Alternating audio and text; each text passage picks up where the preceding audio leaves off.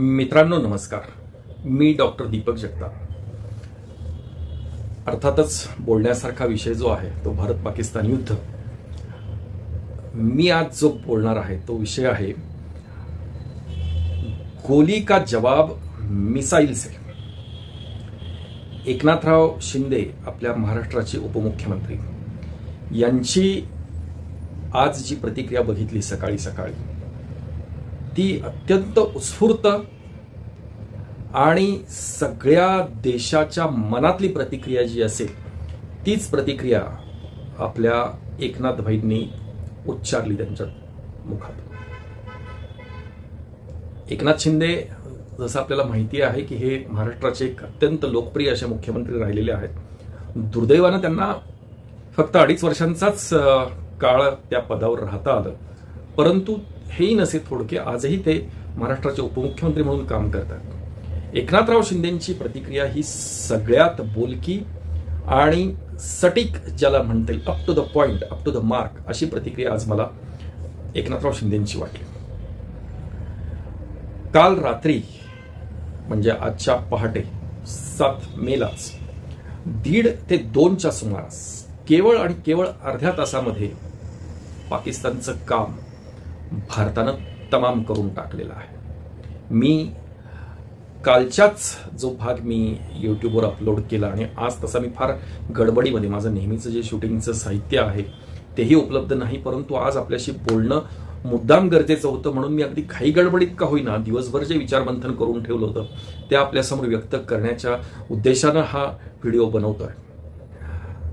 22 एप्रिलला आपल्या पहलगाममध्ये, जम्मू काश्मीरमधल्या पहलगाममध्ये आपल्या निशस्त्र निरपराध पर्यटकांवर पाकिस्तानी अतिरेक्यांनी जो भ्याड हल्ला केला, TRF नावाची त्यांची अतिरेकी कुठली संघटना आहे, त्यांनी तो हल्ला केला आणि सगळ्यांच्या मनात उत्कंठा होती की मोदीजी दुसऱ्या दिवशीच अगदी म्हणाले की हम छोडेंगे नहीं, ये करेंगे वो करेंगे, लेकिन अब तक क्यों नहीं कर रहे हैं. आणि मोदीजींनी पहिल्या दिवशीच क्लिअर कट सांगितलं की मी तिन्ही आपली जी दलं आहेत, वायुदल, सेनादल आणि नौसेना, ह्या तिघांना सुद्धा मी फ्री हँड देत आहे. त्याचा वेळ, त्याचा मुहूर्त, हल्ला करण्याचा मुहूर्त हा त्यांनी निर्णय घ्यायचा आहे. एक देश म्हणून त्याला पुस्ती जोडली होती आपले संरक्षण मंत्री राजनाथ सिंह यांनी. त्यांनी आणखीन पुस्ती अशी जोडली होती की तुमच्या मनामध्ये जे आहे ते घडल्याशिवाय राहणार नाही.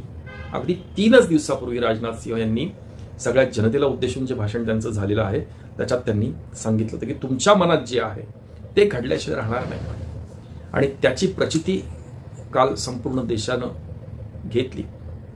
काल पुण्यामध्ये रात्री 2-2:30 वाजताच फटाके धडाधडा वाजायला सुरुवात झाली आणि लोकांनी पहिलं जर काय केलं असेल तर आपल्या मोबाईल तपासायला सुरुवात केली. जे झोपले होते त्यांनी मोबाईल चेक केले. मोबाईलवर, इंस्टाग्रामवर, सगळे युट्यूबवर सगळे व्हिडिओज आपल्याला प्रत्यक्ष बघायला मिळाले.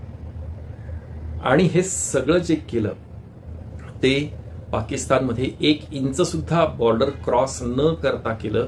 म्हणून आपले उपमुख्यमंत्री एकनाथराव म्हणालेत की गोली का जवाब हम मिसाइल से देंगे.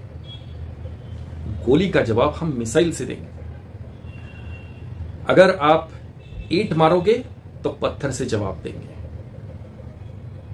खून का बदला खून से लेंगे और अगर आप गोली मारोगे तो उसका जवाब हम मिसाइल से देंगे. आणि भारतानं पाकिस्तानचा आज पहाटे करेक्ट कार्यक्रम, अजितदादा पवारांच्या भाषेमध्ये करेक्ट कार्यक्रम केलेला आहे. त्याची ठिकाणं आणि काय ते मी त्याचा नकाशा, पाकिस्तानचा नकाशा मुळातच एखाद्या धुंगणावर बसलेल्या कुत्र्यासारखा दिसतो.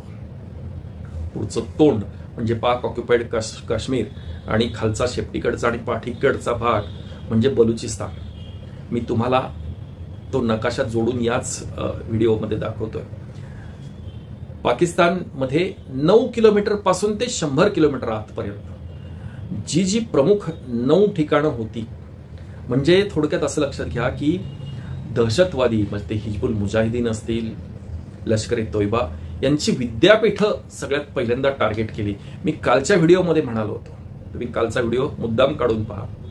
कालच्या व्हिडिओमध्ये मी म्हणालो होतो की त्याचा विषयच असा होता की भारत पाकिस्तानला उशीर का होतो, त्याचं नेमकं कारण काय आहे. कारण मी त्याच्यामध्ये स्पष्ट सांगितलेलं आहे की पाकिस्तान हा देश जरी असला, तो देश बनलाय 5 राज्यांचा मिळून, पण ती 5ही राज्य आज पाकिस्तानमध्ये राहायला तयार नाही. जो गिलगिट किंवा बाल्टिस्तान ज्याला म्हटलं जातं, दॅट इज अ पाक ऑक्युपाईड काश्मीर, म्हणजे भारताचाच तो भाग आहे, पण तो पाक व्याप्त काश्मीर. त्यांना दारिद्र्याच्या खाईमध्ये अख्ख्या देशालाच त्यांनी भिकारी करून टाकलेलं आहे. त्यांचे जे राज्यकर्ते गेले 75 वर्षामध्ये त्यांनी विकासाच्या दृष्टीनं दूरदृष्टी ठेवलेलीच नाहीये.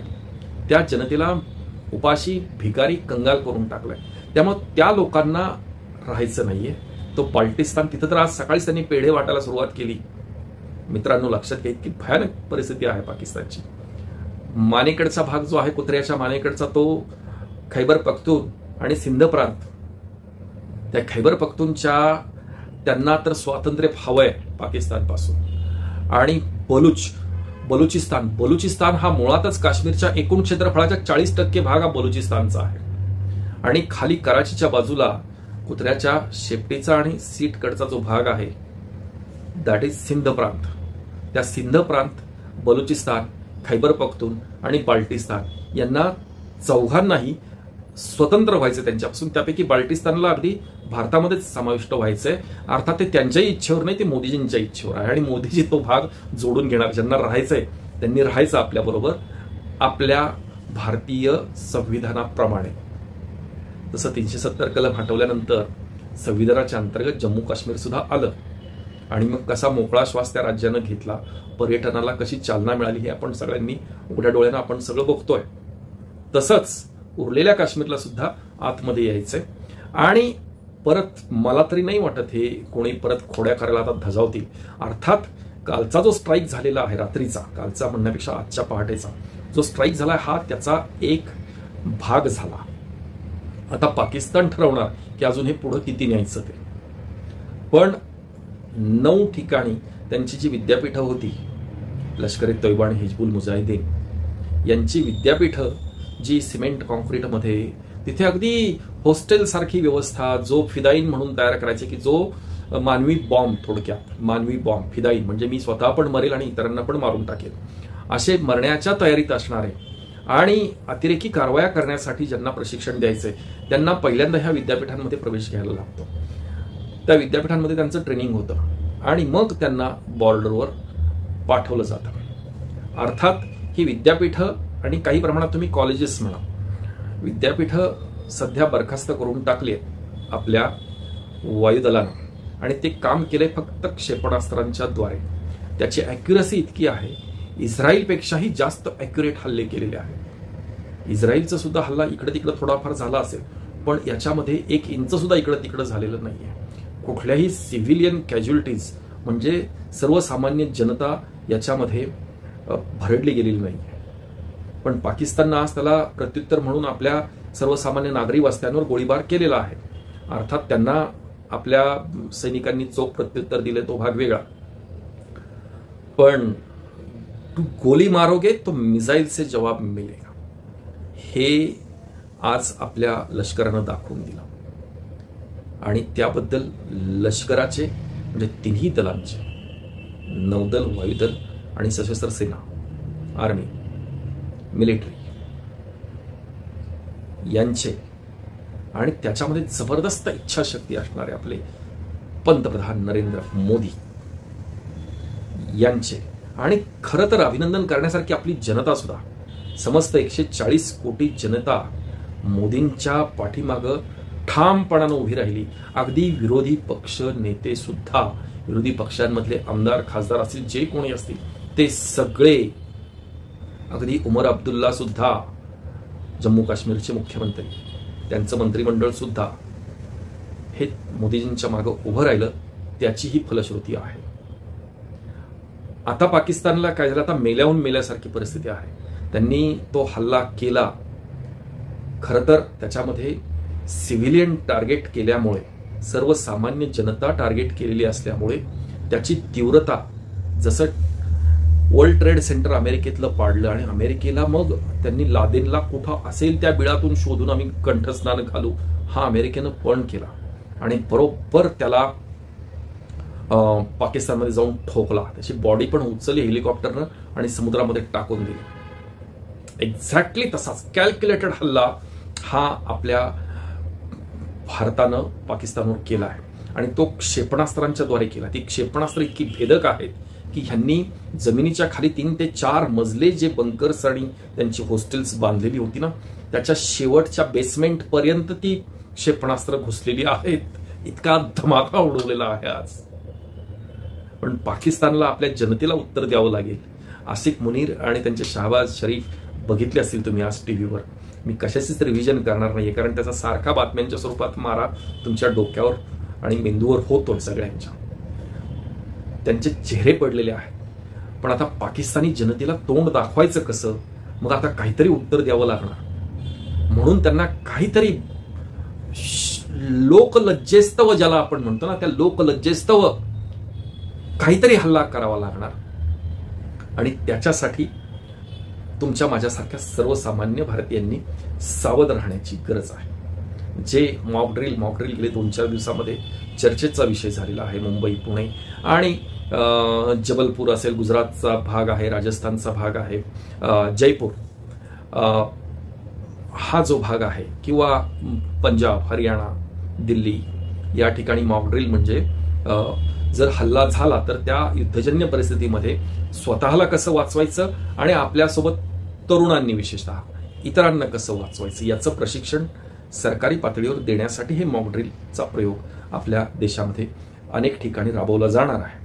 तर त्याच्यासाठी सगळ्यांनीच आपल्या शासनाला सर्वतोपरी मदत करायची आहे. नव्हे, ते आपलं राष्ट्रीय कर्तव्य आहे. मित्रांनो, लक्षात घ्या, या प्रसंगी बॉर्डर तर क्रॉस करणं जवळ कोणालाही शक्य नाही.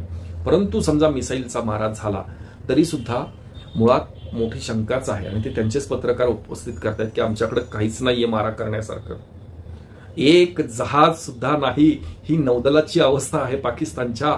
विमान उडवण्यासाठी एक जहाज पण नाहीये. त्यांनी त्या तुर्कीकडून एक जहाज आणलंय. आता तुर्की काय ते काय फुकट देणार नाहीये, ते वसूल करणार या ना त्या स्वरूपामध्ये. कोणीही, चीन सहित सगळ्यांनी हात वर केले. रशियाकडे गेले भीक मागायला मागच्या दारानं. रशियानं सुद्धा, अहो ह्यांचीच शस्त्र, ह्या आसिफ मुनीर त्यांचा जो प्रमुख आहे त्यानं पाकिस्तानमध्ये जी होती ती शस्त्र विकली आहेत युक्रेनला आणि अपेक्षा करतात की रशियानं आपल्याला मदत करावी. म्हणजे कुठून 2 नंबरचा पैसा गोळा करायचा, फक्त याच्या मागेच ते आर्मी चीफ असतात. आणि त्यामुळे नवाज शरीफ, इम्रान खान यांना काडीचीही कवडीची किंमत नाहीये पाकिस्तानमध्ये. जे राष्ट्रप्रमुख होऊन गेले, बेनजीर भुट्टो असतील आणि कोणी असतील, यांना कवडीचीही किंमत नाही. ते फक्त आणि फक्त आर्मी चीफ, कारण त्यांच्याकडे बंदूक आणि शस्त्र आहे. त्याच्यामुळे सर्वसामान्य जनता घाबरते.